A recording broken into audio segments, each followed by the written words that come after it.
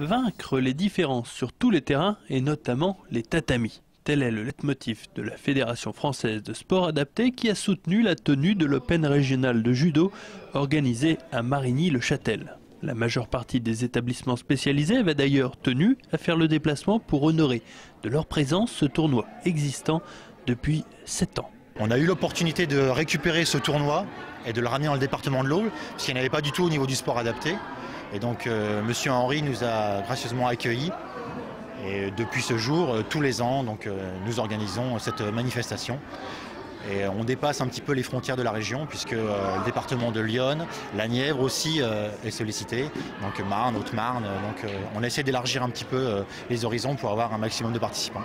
Un handicap qui n'a pas altéré le goût de la compétition puisque ce rendez-vous Marignon était l'occasion pour tous ces judokas d'accrocher une qualification pour les championnats de France en mars prochain. Un rendez-vous très attendu pour certains.